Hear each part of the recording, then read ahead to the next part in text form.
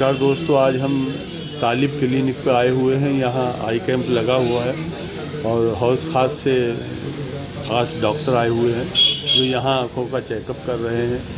हम इनसे पूछते हैं कि आँखों की ऐसी कौन कौन सी बीमारियाँ हैं जो आम आदमी को पता नहीं होता, वो इनको इग्नोर करता रहता है और वो बीमारी बढ़कर एक ऐसा रूप ले लेती है कि जिससे हमारे दिमाग की नसें जो है डैमेज हो सकती हैं। डॉक्टर साहब, एक तो आप हमें ये बताइए कि आपने यहाँ कैंप लगाया है, तो इस कैंप का मकसद जो है वो क्या है? कि कैंप का देखिए मकसद यही है कि जो लोग हैं जो जागरूक नहीं है उनको हमें जागरूक करना है, जिन्हें खुद भी नहीं पता होता है कि हमारी आंखों के साथ क्या हो रहा है, कैसा हमारा विजन चल रहा है। मतलब जिन्हें नहीं, मोस्टली क्या होता है, इंसान अपनी नॉर्मल लाइफ में बिजी रहता है, आंखों के ऊपर उतना ध्यान नहीं दे पाता है। तो उसकी वजह से हम एक जागरूकता, पेशेंट लोगों को नहीं पता होता उन्हें हॉस्पिटल आना है या उसके बारे में कहाँ है, कौन सी जगह पे क्या हॉस्पिटल क्या प्रोवाइड कर रहा है, तो वो एक जागरूकता के लिए कैंप होता है। और जैसे कि आपने पहला सवाल मुझसे पूछा था कि लोग ऐसे कौन सी मतलब बीमारियां हैं जिससे कि लोग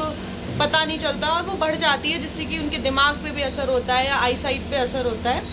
तो उसका मैं आपको बताती हूँ। जैसे कई बार क्या होता है, कुछ पेशेंट्स को शुगर होती है, ठीक है, डायबिटीज़ होती है। उससे क्या होता है कि जो रेटिना होता है, हमारी आँख का जो पर्दा होता है, वो बहुत इफेक्ट करता है, बहुत इफेक्ट होता है शुगर बढ़ने के कारण, जिससे कि लोगों को, लेकिन इन दोनों चीज़ों का जो कोरिलेशन है, पहला कोरिलेशन शुगर का रेटिना से जो है वो लोगों को नहीं पता होता। तो क्या होता है, जैसे हम नॉर्मल लाइफ में जो भी पेशेंट हैं, जो भी है, मतलब मीठा खा रहे हैं और वो खा रहे हैं, उन्हें नहीं पता कि इसका क्या साइड इफेक्ट है, उसका क्या ड्रॉबैक है।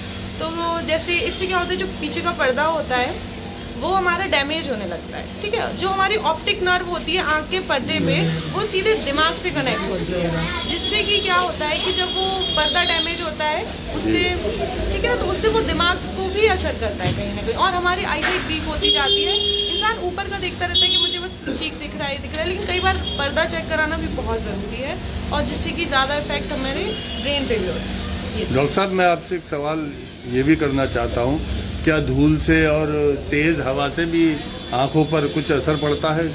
धूल से और तेज़ हवा से मैं ऐसे कह सकती हूँ, जैसे कोई भी धूल चल रही है, कुछ भी, कोई भी फॉरेन पार्टिकल, यानी कि कोई भी बाहर की गंदगी आपकी आँख में चली गई और मान लीजिए वो आपकी आँख में रही, आपने उसको दिखाया नहीं है, वो आँख में ही बनी रही अगर, तो क्या होता है कि वो आपकी गड़ती रहती है। जो ऊपर का पर्दा है, जो कॉर्निया है, उसमें वो अंदर तक वो इंटरप्ट करती है और धीरे धीरे वो कॉर्निया को डैमेज भी कर सकती है। कई बार छोटी सी धूल, छोटा सा कण भी उसको अंदर तक डैमेज करने की वजह से हमारे जो टिश्यूज़ होते हैं वो डैमेज हो जाते हैं और उससे चीज़ बढ़ भी सकती है। लेकिन ये है कि हम अगर उसको, कोई भी फॉरेन पार्टिकल अगर हम उसको फोर्सेप्स की मदद से या ईयरबड की मदद से रिमूव कर देते हैं तो फिर कोई दिक्कत नहीं है उससे। डॉक्टर साहब, लेकिन बात यह है, आपने ये कैंप लगाया, लोग आ रहे हैं यहाँ और अभी काफ़ी मरीज़ों को मैंने देखा है, बड़ी तादाद भी हो गई है। मैं ये मालूम करना आपसे चाहता हूँ कि अगर मरीज़ आपके हॉस्पिटल में आए तो आपने यहाँ कैंप लगाया, उसको क्या बेनिफिट्स आपके कैंप के मिलेंगे कि वो वहाँ जाकर आपके हॉस्पिटल में